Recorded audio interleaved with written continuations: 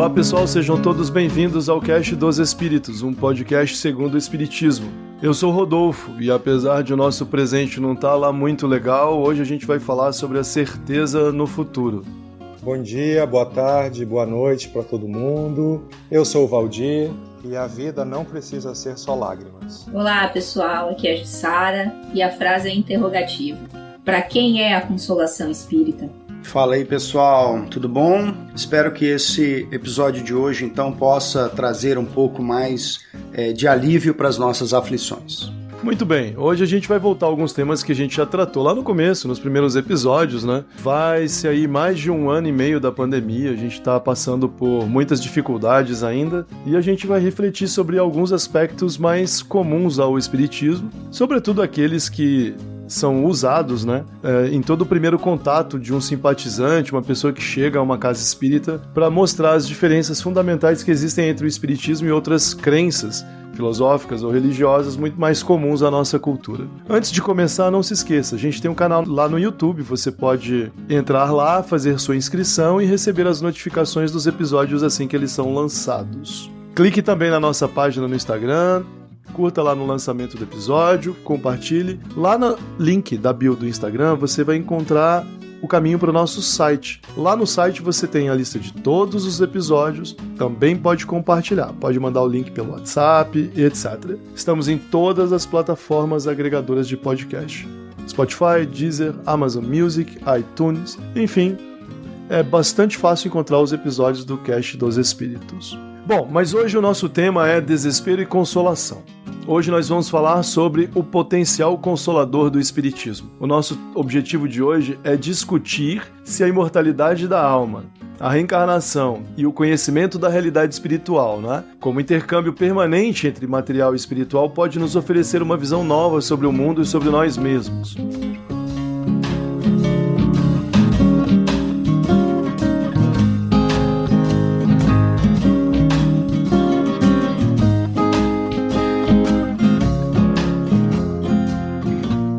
Você pode dar uma olhada aí na descrição do nosso episódio. Bom, o que o Espiritismo afirma é oferecer ferramentas e condições para agir de forma diferente dos desafios que todo mundo tem que enfrentar. Sabemos que nos primeiros momentos de surgimento do Espiritismo, a doutrina espírita se apresentou como o cumprimento de uma promessa que teria sido feita por Jesus no Evangelho de João. Independentemente do que possa parecer mais ou menos aceitável com relação a essa ideia, o conteúdo dos ensinamentos básicos do Espiritismo pode ser aplicado às situações mais duras do cotidiano de qualquer pessoa e demonstrar sensíveis possibilidades de auxílio no enfrentamento da dor e do sofrimento. O que a gente vai debater hoje é algumas dessas situações mais comuns e explorar o alcance da noção de consolação por meio do Espiritismo. E para começar essa discussão, a gente vai falar um pouco sobre esse primeiro aspecto.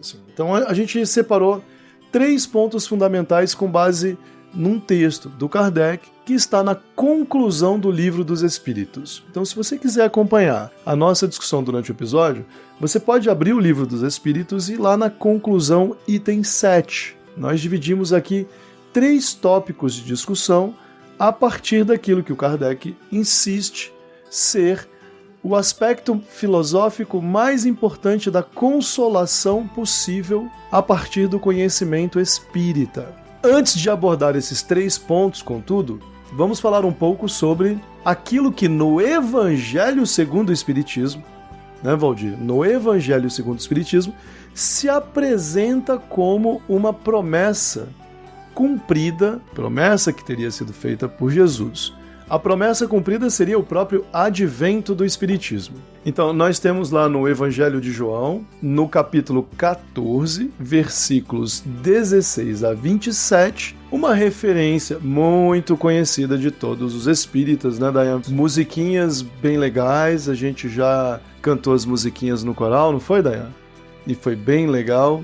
E eu vou citar só um trechinho aqui da referência ao Evangelho de João, não vou me alongar. O trechinho diz assim, né? Jesus respondeu e disse-lhe: se alguém me ama, guardará a minha palavra, e meu Pai o amará, e viremos para ele, e faremos nele morada.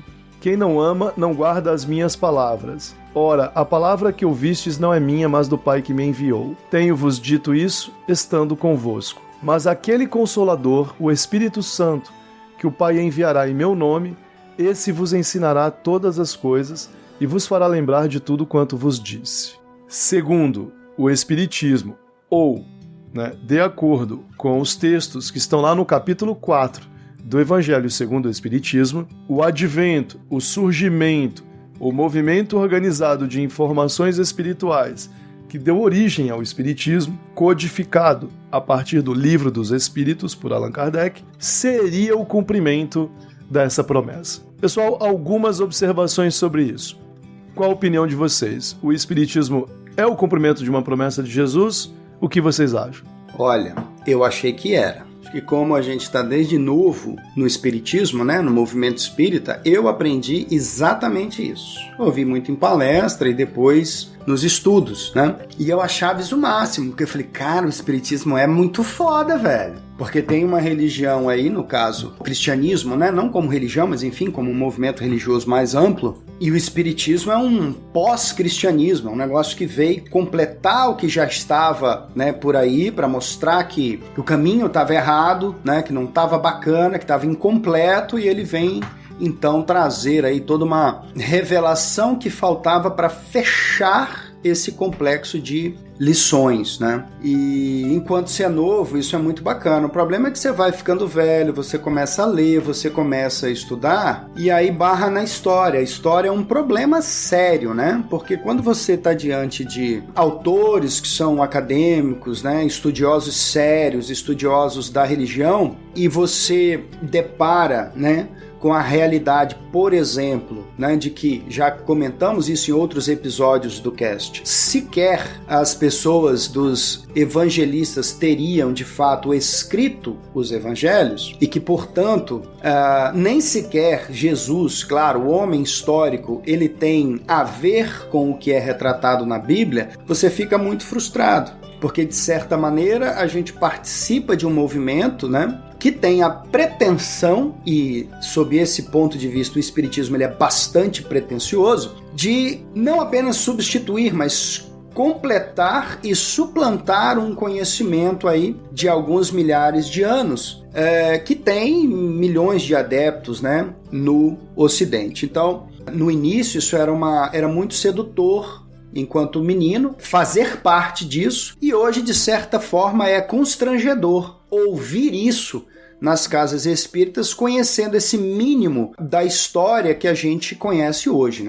Então, confesso que hoje, para mim, isso me gera um certo constrangimento. E não foi só o Espiritismo que se apresentou como um consolador, Ainda tem isso, quer dizer, esse registro que está no Evangelho de João, ele já foi explorado por vários outros grupos religiosos, seitas e dissidências e denominações e etc, A gente sabe, Dayan, que o Evangelho de João foi o último a ser escrito, que não foi escrito pelo apóstolo João, Ele é, inclusive, o evangelho mais diferente dos 4 evangelhos canônicos, porque ele tem um texto muito mais discursivo, enquanto os outros evangelhos têm um texto muito mais na forma de lista de tópicos, Inclusive, os 3 evangelhos principais, Marcos, Mateus e Lucas, se inspiraram ou foram utilizados, ou utilizaram a mesma fonte ao serem escritos. Já não foi o caso do Evangelho de João, Então, há menos dúvidas, aliás, praticamente não existem dúvidas sobre o fato de que esse evangelho foi um documento escrito com finalidades teológicas muito explícitas,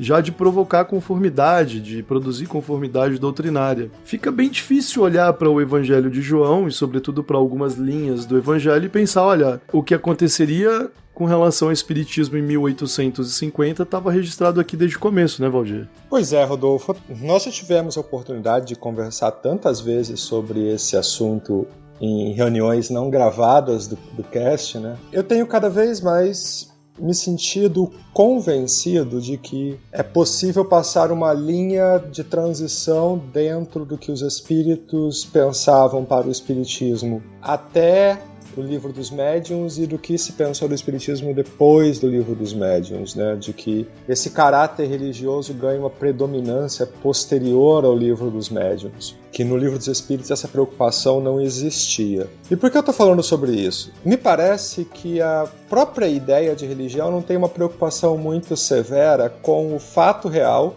e mais com a interpretação ou com as consequências que a interpretação de um fato pode oferecer. Se os evangelhos foram escritos por quem conversou com Jesus ou conviveu com Jesus ou não, acabou se perdendo relevância no tempo, eu creio. O cristianismo se tornou uma potência consoladora, orientadora, opressora, todas as coisas que fazem parte da humanidade durante os séculos seguintes, tendo aqueles homens escrito eles mesmos o evangelho ou não, tendo eles convivido com Jesus ou não. As narrativas fazem parte da construção do que é o homem ocidental. O cristianismo faz parte dessa construção do homem ocidental, sejam os fatos descritos na Bíblia reais ou inventados. São dois níveis, duas camadas de reflexões bastante diferentes. E eu vejo no Evangelho segundo o Espiritismo uma circunstância muito parecida, em que não há uma preocupação muito grande em saber se o Espiritismo é de fato um fato real, há o renascimento ou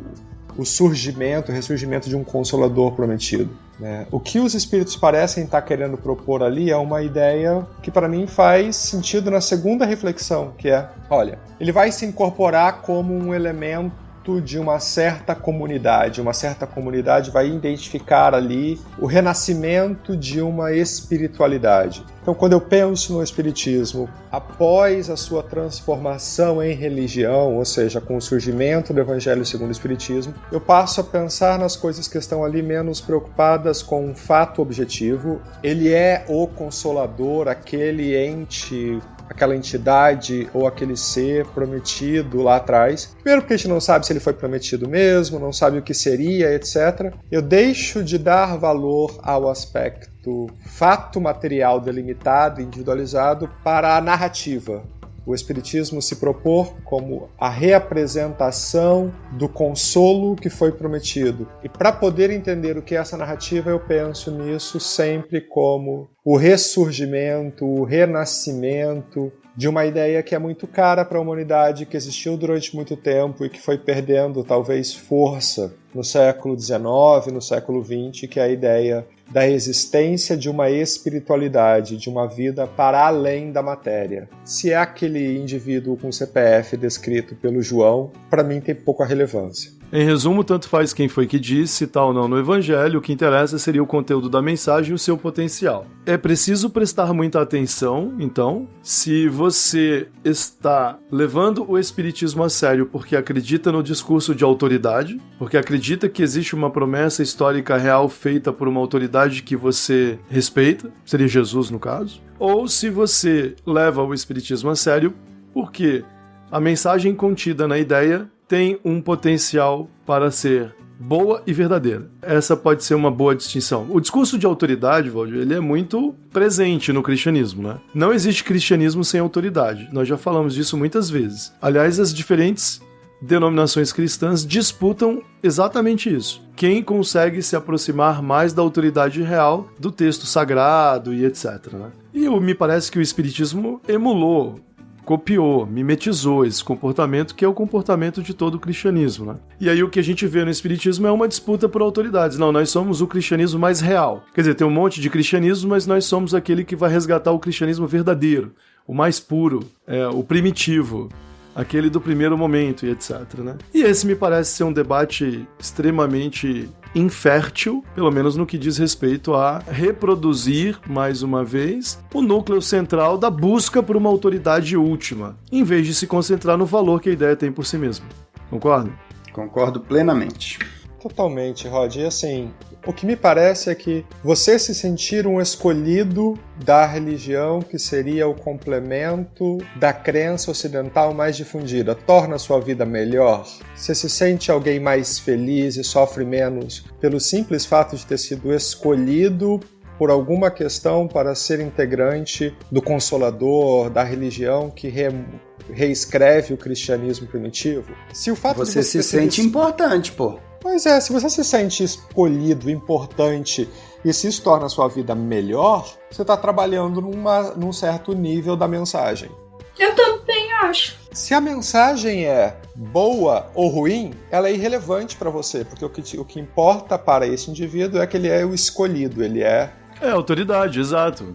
É autoridade. A mensagem podia estar mandando ele matar o inimigo, trancafiar as mulheres ou sacrificar um bode para Deus, que para ele seria irrelevante. Afinal de contas, ele é um seguidor da mensagem escolhida, da mensagem correta. O conforto vem disso. E esse me parece um ponto que a gente tem que atacar, de colocar em evidência, né? Quando eu digo atacar, a gente tem que abordar, colocar em evidência. O espiritismo brasileiro incorporou o discurso, a disputa pelo discurso de autoridade, como um aspecto central do seu modo de se propagar. E isso gerou o ônus de a gente ter recriado um certo comportamento de seita dentro do espiritismo. Porque quando Kardec vai lá e diz assim, olha, a mensagem espírita pode ser levada para qualquer tipo de pessoa, na medida em que você diz para a própria comunidade cristã, escuta, vocês todos na verdade estavam errados, né? Vocês não entenderam a mensagem corretamente, nós somos o último enviado de Jesus para esclarecer vocês. Qual é a chance de encontrar uma porta aberta diante dessa informação?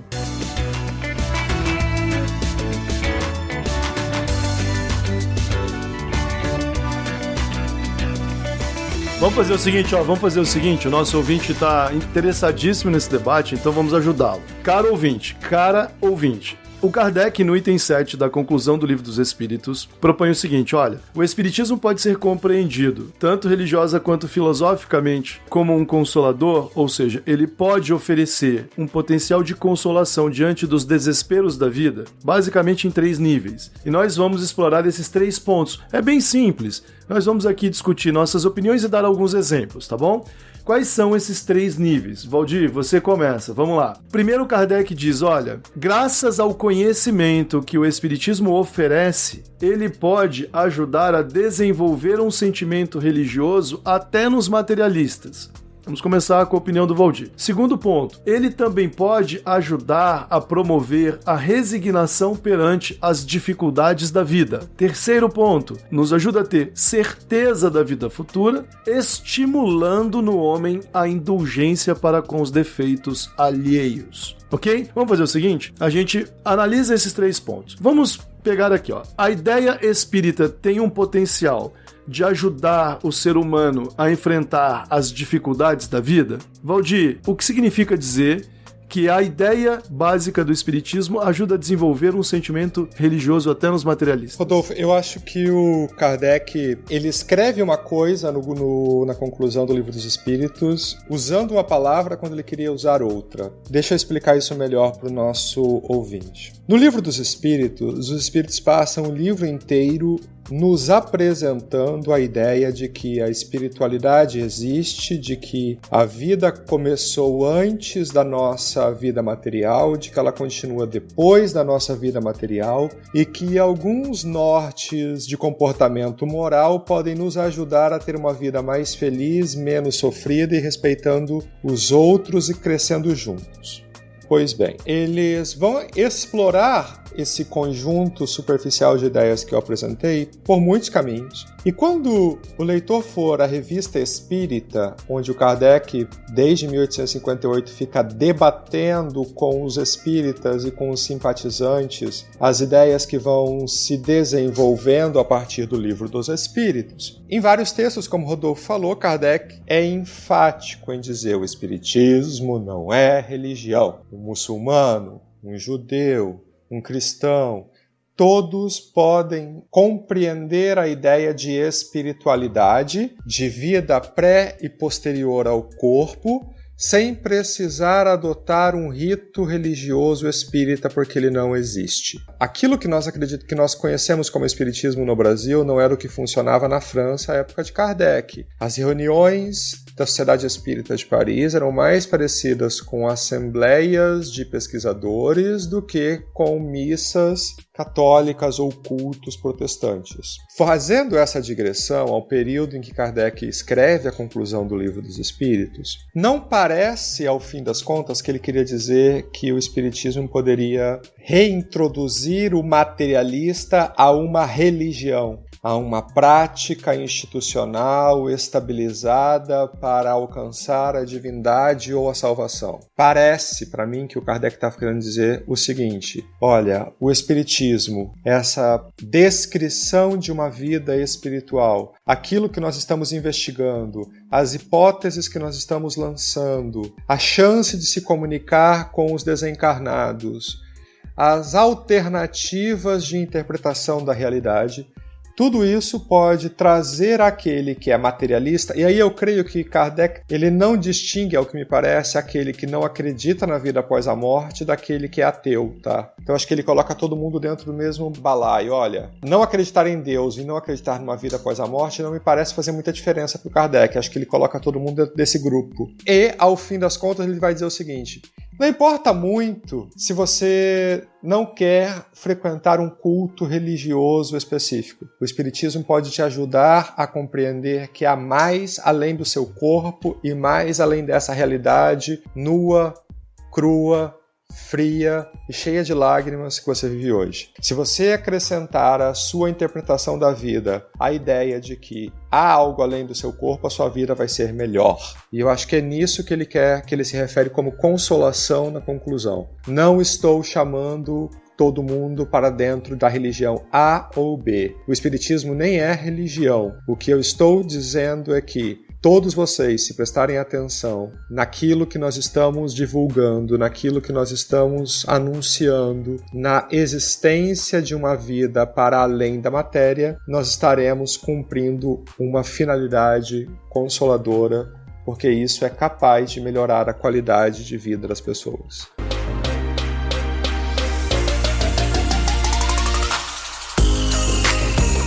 Um cristão tradicional tem, talvez, a maior fonte de força moral na ideia de que Deus, soberanamente bom e justo, onipotente, onipresente, criador de todas as coisas, age sobre as nossas vidas e que a gente não pode contestar as suas determinações. Então, se curvar à vontade de Deus é a força motriz da crença cristã. Como é que tu interpreta, Dayan, a hipótese espírita para nos ajudar a lidar com aquilo que não tem solução? Porque na vida de todo mundo isso acontece. Na vida carnal, você fala? Na tua não acontece, na vida carnal? Nesse ponto aqui, o que eu acho interessante quando o Kardec ele aborda, ele falou, olha, se nós aplicarmos, né, os princípios espíritas, se nós compreendermos, vamos chamar assim, de suas premissas, ele afirma categoricamente que diante da realidade da vida espiritual, né, a vida carnal ela perde 3/4 da sua importância. E isso é um aspecto interessante, porque se ela é apenas uma pequena parte de um todo eterno, a gente dá valor demais para esses problemas. Então, quando nós estamos encarnados e pensamos na vida como uma única existência, qualquer pequeno problema se torna um problema gigantesco. Qualquer sofrimento parece que é um sofrimento insuplantável, né? Então, qualquer aflição, ela se torna grande demais. Quando você coloca essa vida material dentro de um conjunto de uma vida espiritual como sendo pequenas porções de uma existência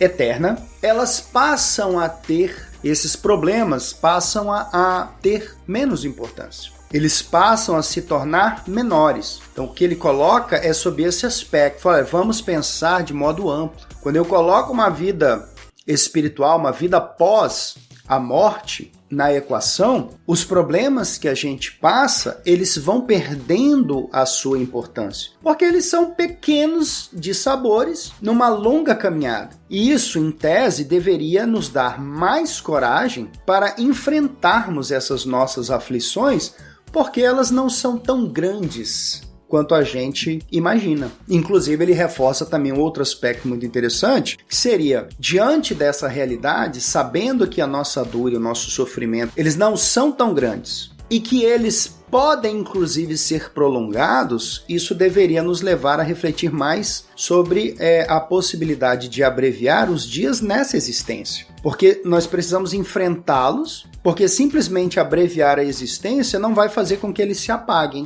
Vai fazer o pior, né? Provavelmente com que eles se agravem. E aí quando a gente acorda do lado de lá, vê que não resolveu problema algum. E que a gente foi agravando a situação e que a coisa continua. Então, essa questão da resignação das vicissitudes, olhada sob o prisma do mundo, né, da vida espiritual e não da vida carnal, tira bastante, portanto, a importância de todos os problemas que a gente passa, no sentido de nos dar mais coragem para enfrentá-los, porque eles não são, em realidade, tão grandes assim, né?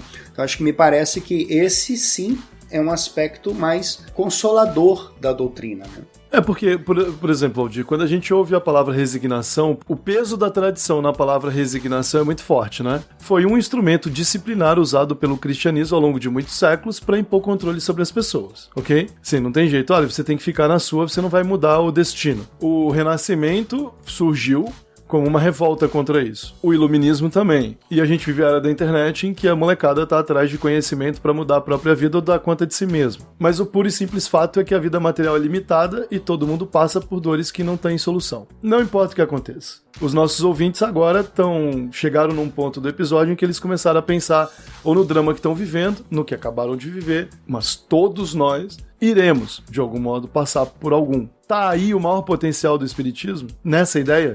Cara, enquanto o Daniel falava, eu tava tentando aqui achar uma palavra para substituir resignação, né? Também não gosto dela. Pois é, a gente tem uma carga muito significativa na nossa história ocidental, como você vinha falando, sobre a palavra resignação. E eu acho que se os espíritos fossem, hoje, reescrever o livro dos espíritos, eles teriam substituído resignação por perspectiva. Acho que, no fundo, o que os espíritos estão querendo dizer com resignação, com o compreender o sofrimento da vida material, o sofrimento íntimo que às vezes nos abarca, não com essa postura que culturalmente nós fomos ensinados a aceitar como a do cordeiro para o abate, mas com a ideia de que é possível olhar para todo o sofrimento a partir de uma estação mais ampla, com uma perspectiva mais ampla. Isto não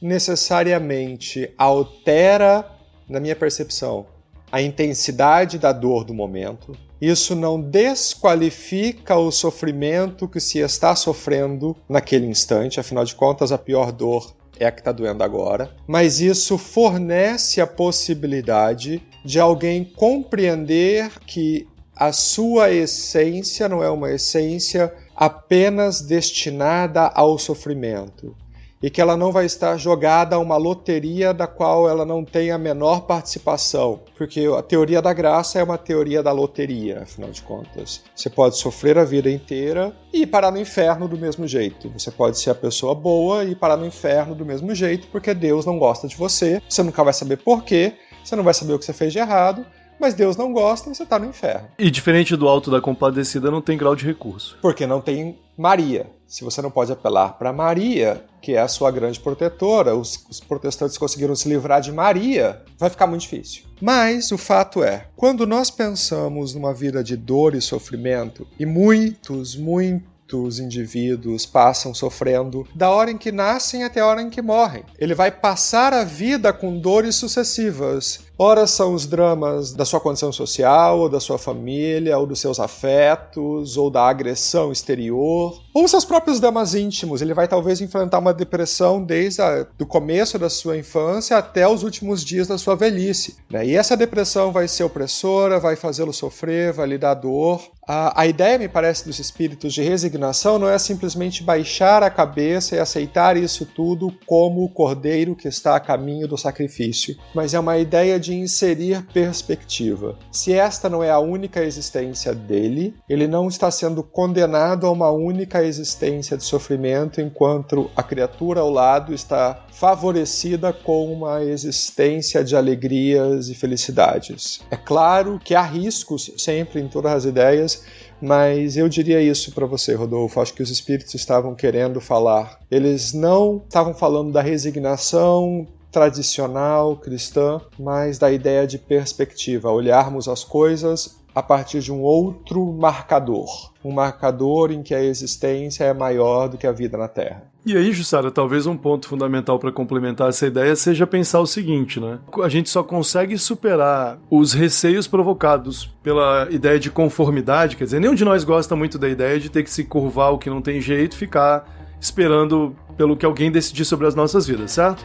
Essa não é uma boa ideia. Me parece que dá pra complementar, lembrando aqui, tipo, a pergunta 258, né, que a gente selecionou aí, quando o Kardec pergunta lá, olha, antes de começar uma nova existência corporal, o espírito tem consciência e previsão do que lhe sucederá na vida terrena? O espírito responde, olha, o próprio espírito escolhe o gênero de provas porque há de passar e nisso consiste o seu livre-arbítrio. O Kardec então emenda, não é Deus quem lhe impõe as tribulações da vida como castigo? Ele diz, olha, nada ocorre sem a permissão de Deus, mas é dado ao espírito a liberdade de escolher, e o espírito tem a responsabilidade pelos seus atos. Se vier a sucumbir diante das provas, restar-lhe-á a consolação de que nem tudo se lhe acabou, e que haverá, a bondade divina lhe concede a liberdade de recomeçar aquilo que foi mal feito. Então me parece que a gente consegue compreender a ideia de modo mais completo, acrescentando não só os horizontes abertos pela possibilidade de ter novas existências, como o de ficar na sua mão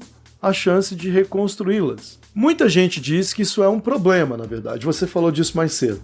Vocês ficam dizendo que a gente tem chance de se corrigir dos erros, mas que isso depende de mim. E isso vai dar um trabalho tão grande que seria melhor se não dependesse de mim. Tem gente, Ju, que chega a dizer assim, eu não gosto dos protestantes, eu não gosto da ideia de que Deus toma decisões absolutas sobre a minha vida, isso me incomoda profundamente.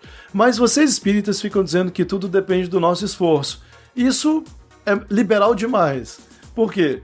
Porque, olha, então eu tô encarnado aqui sofrendo, eu não posso nem botar a culpa no mercado, eu não posso botar a culpa em não sei quem, é tudo culpa minha? Não, a culpa pela economia não é sua, a culpa pela desgraça do país não é sua, certo? Não é isso que o espiritismo quer dizer. Embora muitos espíritas gostem de dizer assim, né? É verdade que eles gostem, eles têm um comportamentozinho político muito indefensável, mas a ideia não é essa. A ideia é que esse mundo tem conserto e que a gente tem que lutar para melhorá-lo. Então vamos lá, Ju. Finalizando esse tópico, né? Você reconhece o potencial de ajudar uma pessoa em desespero diante de um sofrimento grave pelo qual ela esteja passando e que realmente não tem solução, que a ideia tem, mesmo que seja preciso dizer para ela, você vai dar conta porque você pode dar conta? Gente, eu acho isso essencial. Eu acho que assim, o Valdir, ele falou otimamente em relação à noção de resignação, que não é a que o Espiritismo traz, na verdade, é uma ressignificação daquelas dores, ressignificação do momento que você está vivendo. O Espiritismo eu acho maravilhoso, a noção de prova repositiva.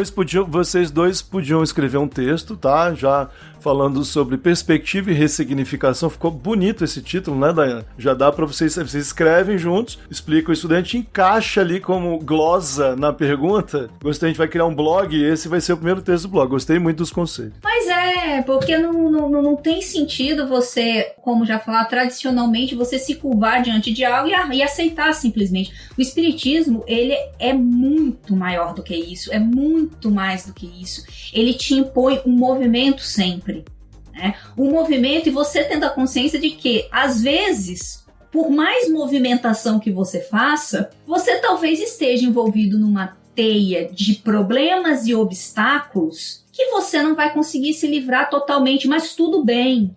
Você tá ali, você tá lutando, você tá trabalhando. Então, ressignificar para mim, ou olhar as coisas com uma nova perspectiva, é fundamental. E na pergunta que tu faz, eu acho muito legal no Espiritismo a noção da prova repositiva, né? Tu tá sempre tendo uma chance. Então, aquela porra, não foi bem naquela... Deus é aquele professor bonzinho, assim, o semestre terminou, começou a matrícula já. Olha, não vou te dar aquele 10º, mas tem a repositiva, tu vai ali pra repescagem, enfim. Cara, é a vida, né, bicho? Porque se tu fosse condenado ali a uma situação de total miséria, eu até pergunto pra você, qual a solução se não partir por uma revolução e violência, cara? Rapaz, porque assim, se você não tem... É o Luiz Gama, né? O Luiz Gama diante do juiz lá, olha... escravo que matou o dono não é crime, é legítima defesa. Ele foi escravizado. Não, a gente tem que se resignar perante a escravidão. Eu falei, irmão, então, não. A gente não tem, desculpa. A gente não deve matar ninguém, em nenhuma circunstância. Mas não venha me dizer que eu preciso me curvar a toda e qualquer coisa... porque algo aí fora tem injunções sobre mim, certo? Não matarás, ok, concordo com a ideia boa, mas eu também não vou ficar me curvando para qualquer violência, certo? E a noção de planejamento reencarnatório, que a gente não vai falar aqui, a gente não vai conseguir falar aqui, ela não pode ser um mote, não pode ser uma bengala, ou sei lá, uma desculpa que muitos espíritas usam, outras pessoas aí, para dizer, cara, você tá vivendo isso porque tu planejou, foi assim que tu quis, tu escolheu isso, você nasceu pobre, desgraçado, coitado, e assim você tem que ficar e tem que suportar. Não. Inclusive você pode até ter escolhido determinadas provas, e caso você tenha escolhido, você tem condições de vivenciá-la, mas a gente não pode esquecer que você não vem para o mundo sozinho. E a gente não vem para o mundo livre de corrupção, livre de miséria geral. Então, por mais que você tenha falado, cara, eu vou dar conta de fazer X coisa, a gente não pode esquecer que se a gente tem livre-arbítrio, todas as outras pessoas também têm livre-arbítrio, inclusive para não seguir o próprio planejamento reencarnatório. Para, inclusive, não seguir, por exemplo, essa encarnação eu vou ser boazinha, vou ser uma pessoa... Não. Aquela pessoa pode ter feito essa perspectiva, retornado, não conseguido se encaixar ali, controlar os seus vícios e, de certa forma, tá sacaneando e prejudicando a vida alheia e você tá sofrendo aquilo. Então, assim, o Espiritismo, ele te dá o consolo no sentido de que, cara, primeiro, ressignifica isso. Você tem a todos os momentos uma oportunidade, talvez não seja aquela que a melhor de todas, mas a todos os momentos você tem uma oportunidade de fazer algo e de recomeçar uma nova história, como já dizia o Chico, Emmanuel, eu não sei, né? Você tem um novo momento aí, você tem sempre como recomeçar, tem essa perspectiva, e apesar de nem tudo na vida depender de você, aquilo que for da sua dependência, ele vai cooperar para sua reformulação moral. Você fez o que pôde, tá? Você fez o que era necessário. Se a conclusão não foi como você imaginou, como você quis, a intencionalidade aí eu acho que vale muito mais do que necessariamente o produto final. O resultado, mudança do mundo, não é obra só sua, né? Não. A gente não pode se inquietar também e ficar esperando que o mundo mude para você se sentir bem, né? Acho que essa é uma das grandes lições do Espiritismo também, né? Você disse muito bem, a gente encarna num mundo cheio de problemas, pré-definido, pré-configurado, cheio de história. Então a nossa existência é um ponto nessa história. Não dá também pra gente ficar achando que só vai se sentir bem quando tudo ao nosso redor mudar. Provavelmente nada de muito importante vai mudar num espaço limitado de uma existência.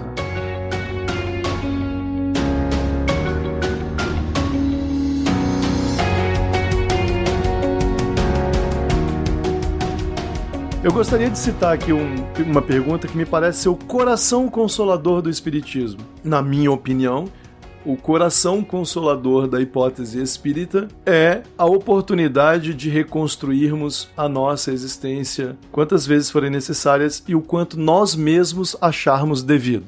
Eu acho que essa é a ideia fundamental do Espiritismo. Mas a pergunta é muito direcionada ao sofrimento que abate todo mundo, né? Pergunta 934 do Livro dos Espíritos. A perda dos entes que nos são caros não constitui para nós legítima causa de dor, tanto mais legítima quanto é irreparável e independente da vossa vontade? Kardec usa a palavra legítima, que tem um cunho extremamente jurídico, moral, né? Veja, eu perco um filho para uma doença irreparável, nenhum de nós cometeu nenhum erro grave, nenhum de nós cometeu nenhuma imprudência, né? Não é uma coisa que aqui nós demos causa, a gente estava tendo uma vida legal e fazendo tudo certo.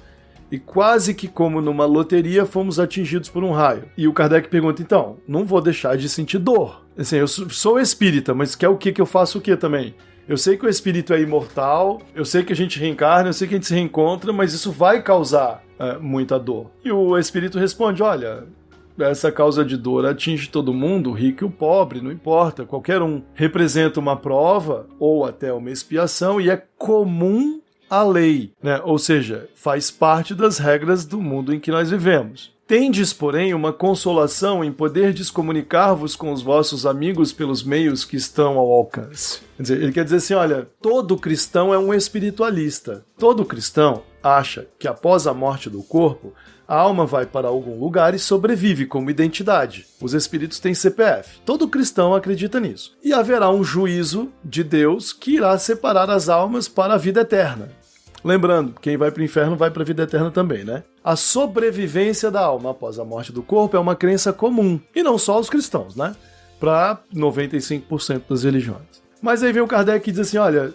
Vem os espíritos e dizem, o afastamento, ele é imposto pela cultura de vocês. Dado que os espíritos sobrevivem, vocês continuam se relacionando. Porque material e espiritual se interpenetram, fazem parte da mesma realidade. Então procurem um jeito, vocês podem se comunicar, ter certeza da sobrevivência, e isso vai lhes trazer algum alento. Até que finalmente possam se reencontrar com mais consciência desse momento. Eu nunca vi uma pessoa que tenha perdido alguém que amasse bastante, não importa qual religião, materialista, ateu, etc., que não se abalasse diante dessa ideia pelo menos por um segundo. Vai saber se não carregava esse abalo para dentro da sua igreja, né, para dentro da sua confissão, tendo ali a esperança de poder reencontrar essa pessoa ou de se comunicar com ela antes disso, em sonho, em desdobramento, em etc.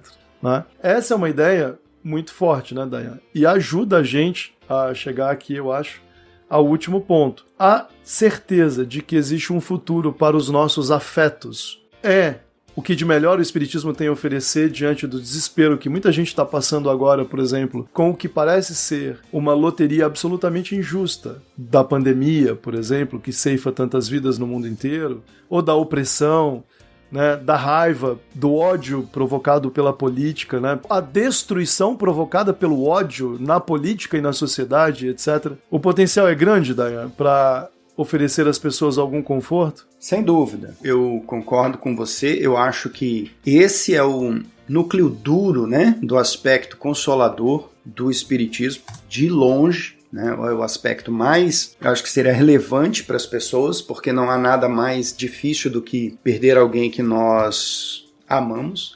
Ainda que a gente acredite, né, numa vida após a morte e que um dia nós vamos nos reencontrar, esse é um aspecto bastante forte, bastante poderoso. Agora, não tanto quanto a possibilidade de manter contato com essas pessoas, ainda nós estamos vivos. Eu acho que isso aqui é o que traz uma maior consolação e não tanto a ideia da vida após a morte. Fulano morreu, eu vou sofrer todas as dores dessa falta, eu vou sofrer uma saudade indescritível. Ok, mas um dia eu vou me reencontrar com ela. Beleza, mas eu vou ficar guardando essa dor durante muito tempo. Se eu puder, entretanto, aliviar isso através desse contato, né, de ter uma comunicação ou receber uma comunicação, isso é de um valor inestimável. Chico, aliás, não ficou tão famoso assim, né? Não só pelos seus livros, mas também pelas sessões em que ele psicografava as cartas para pais e mães, né? Trazendo exatamente informações dos seus entes. Eu acho, inclusive, que esse é um aspecto que o Espiritismo deveria focar mais e que isso pouco, né? A notícia que a gente tem era do Chico, e isso acontece em poucos centros. Então nós temos reuniões mediúnicas onde nós fazemos atendimento para os espíritos que precisam de algum tipo de encaminhamento, de atendimento, ok. Mas nós não temos reuniões, e aqui falando especificamente, né, do nosso centro, nós não temos reuniões de estudo, onde nós mantemos intercâmbio com os espíritos para recebermos esclarecimentos, expor dúvidas e trocar ideia com eles, o que é um erro sem tamanho, né, o que no Brasil foi abandonado, mas especialmente nós não temos essas sessões, e salvo engano em Rondônia em lugar nenhum, onde essas práticas que o Chico tinha, elas ocorrem. No nosso estado não existe isso. Então falta muito desse aspecto, né, da prática desse aspecto consolador nos centros espíritas. Isso precisaria também passar por uma discussão, uma análise e, se for o caso, uma instituição desse tipo. Talvez não como o Chico fazia, numa sessão absolutamente aberta, né, mas iniciando, né, com os pequenos frequentadores do centro, enfim. Então essas são possibilidades, porque isso não existe nem para nós que frequentamos o centro. Quantos de nós perdemos entes queridos nesse meio de caminho e nós nunca fomos ao centro procurando receber notícia desses parentes? Perdi avô, avó, pai, mas nunca fui. Por quê? Porque o centro não nos dá esse espaço. Me parece que nós precisaríamos sim conversar e trabalhar e incluir esse tipo de possibilidade nas reuniões, até para fortalecer em nós essas convicções do espiritismo. Aí uma última pergunta. Dado que a pessoa sobreviveu à morte, dado que ela vai analisar a vida que teve, considerando que ela terá novas chances para recomeçar seu caminho, sabendo que cada um de nós já passou por esse fluxo de existência algumas vezes. Estamos aqui, nossas famílias, amigos, tem sempre aquela pessoa que é mais um espinho na carne do que as outras, né? A gente está diante ali do negócio que não tem jeito. Às vezes é seu pai, às vezes é seu irmão, às vezes é um dos seus filhos, às vezes é um cônjuge, às vezes é um companheiro, às vezes é um amigo, às vezes é o trabalho, às vezes é o mundo, é o presidente. Enfim, vamos pegar aqui o ambiente limitado da vida familiar, por exemplo. A gente vai gravar alguns episódios aí, precisamos voltar a falar de família, né, Jussara? Fica menos difícil lidar com os defeitos alheios, sabendo que esse traste também tem conserto? O que vocês acham? Kardec diz que sim, olha, o espiritismo ajuda inclusive a lidar com essa gente aí, que, pelo amor de Deus, parece que não tem conserto. Você ama, mas é um traste. E aí, o traste também tem conserto. Melhora um pouquinho, Jussara? Dá uma força ali lá de aguentar a criatura ali no seu cangote o dia inteiro te perturbando? Rodolfo Dávio, mas eu acho que assim, pra mim o caso sempre foi mais assim, da ressignificação, nova perspectiva que o Valdir falou, sabe? É você entender assim que, cara, não adianta afugentar, não adianta odiar, não adianta... Primeiro que a gente vai amadurecendo, né, Rodolfo? E aí quando a gente amadurece, a gente percebe que aquelas certezas e verdades que a gente tinha jovem, sabe? Que a gente ia fazer acontecer, não é assim. E aí, aqueles que em algum momento... Tipo, o mundo não tá muito aí pras nossas opiniões, não. Nem vai reagir rápido ao que a gente quer. Não, eles não estão, e a gente tá errado também em muita coisa. E aquelas pessoas que estão junto com a gente, elas também estão na mesma situação. Elas também acreditaram em muita coisa, elas também sofreram muita coisa, elas também quiseram muita coisa e não realizaram. Então, quando você consegue desenvolver uma certa empatia e essa perspectiva de que, cara, eu tô nessa luta, mas o outro também esteve, independente de se é meu pai agora, se é minha irmã, se é o meu colega, se é isso e aquilo. Cara, o que vai adiantar essa raiva, essa tentativa de afastamento tão grande e que você percebe quando não é para se afastar, né? Porque tá sempre ali, tá sempre perto. A vida sempre dá uma volta e te coloca naquele mesmo lugar, naquela mesma situação. Aí, amigo, você olha pro espiritismo e pensa assim, cara, eu vou abraçar, viu? Abraça o sofrimento, entende aquela dor e tenta, volto para a mesma palavra, ressignifica ela. E tenta perceber que as coisas podem ser diferentes, principalmente se você conseguir dialogar com essas sombras que são mais suas do que do outro. Porque isso foi uma coisa que eu aprendi muito. Os grandes problemas dificilmente estão nos outros, estão na gente, estão em nós, né? É a gente perceber e tentar trabalhar ele com um diálogo muito aberto com quem você é, e também com aquele outro que tá no teu caminho. Porque, meu amigo, se ele tiver que ficar, ele vai ficar. E ele só muda, e a relação só muda quando você muda. Ele vai ficar, não vai sair, não. Né? Você vai mudar o contexto, vai mudar a época, vai mudar a guerra, vai mudar o presidente. E você tá ali na varandinha do cercadinho ali. A gente não se livra de nós mesmos, né? Não é desencarnando que a gente se livra do que a gente foi ou ainda é. E a gente também não se livra dos laços de afeto que a gente construiu, né? Cenas do próximo episódio, falaremos disso nos próximos episódios. Mas uma coisa importante é que quando o Kardec diz, olha, vocês têm que ter fé no futuro porque o futuro existe, vocês terão um futuro. E ele vai ser diferente, vai ser melhor. Mas vale para isso que você está dizendo também, vale para os outros. Olha, os outros que são pessoas muito difíceis agora e que estão aqui no nosso caminho, nos causando tanto empecilho, eles também serão. Isso que nos é dado, a chance de reconstruir a nossa existência, é dado a todo mundo. Então, não há muito por que tomar decisões absolutas, definitivas, dolorosas demais, enfim, porque tudo tem conserto, não é? Com a gente ou mesmo com os outros. Bom, é isso. Mais algum comentário para encerrar? Eu acho que um bom resumo seria o seguinte: com promessa ou sem promessa, a ideia é boa. Ela pode ajudar e eu acho que, na minha opinião pessoal, eu acho que o que a gente discutiu aqui poderia ser o fundamento do ensino espírita por muito mais tempo, podia ocupar muito mais o tempo da divulgação e do ensino do espiritismo do que as querelas tipicamente doutrinárias sobre a autoridade da doutrina e outros aspectos de natureza pseudoética e que ficam enchendo a paciência de todo mundo, né, Valdir? Em vez de atacar o essencial, né?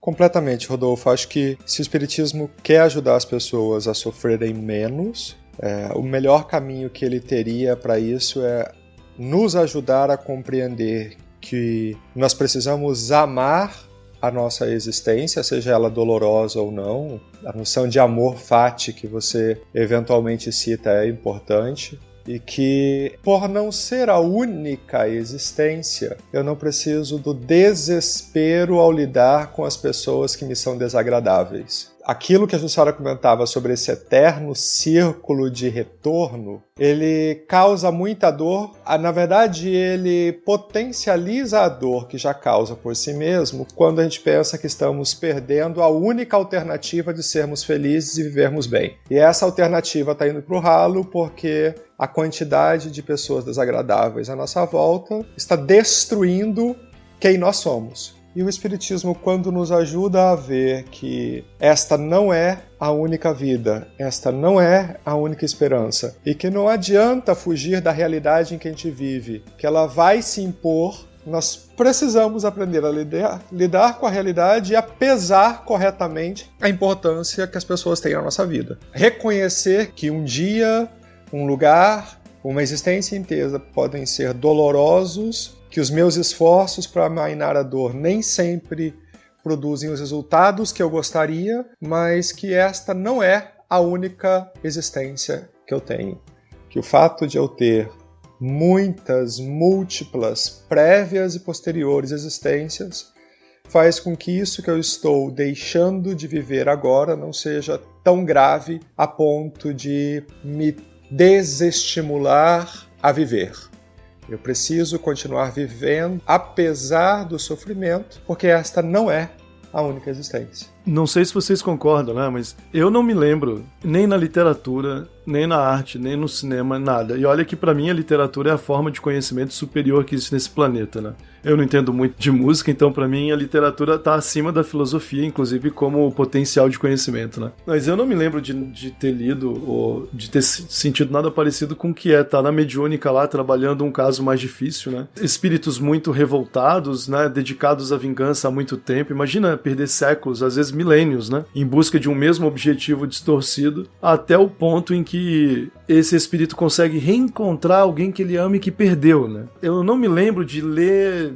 Não tem nada semelhante, nada. Então você tem ali alguém super motivado, com crenças absolutas, com objetivos inalteráveis, né? Com muita força moral para agir naquele sentido, com muito ódio, e apareceu uma criança do lado dele e esse demônio dos infernos virá o seu José da esquina, a pessoa comum, e se dobrar diante da única coisa que realmente interessa para todo mundo. Esse momento é espetacular, assim.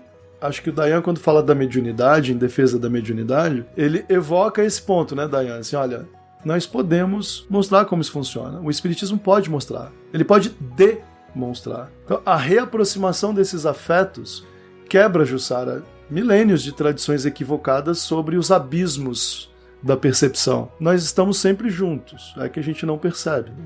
É tão transformador que a gente se arrepende de perder tempo com coisas que não são essenciais. Quando você vê acontecendo, você vê o sujeito se rendendo, né? E às vezes ele não podia mais encontrar a pessoa que ele deixou, às vezes um filho, alguém que ele amava, e esse espírito aparece na frente dele, finalmente se reaproxima, o resto perde todo sentido. É uma lição pra gente. Olha, tanto de tempo que a gente perde com esse monte de outros objetivos falhos, mas no fundo a gente sempre teve em busca de algo bastante simples, né? Dayan, pra encerrar, tchau pra todo mundo por aqui. Tchau, um grande beijo e até o próximo. Tchau, tchau pra todo mundo. Curtam o Instagram, lembrem do YouTube, façam sua inscrição. A gente ficou um tempinho sem mandar episódios pro ar, mas a gente já tá consertando. Grande beijo pra todo mundo. Tchau, tchau.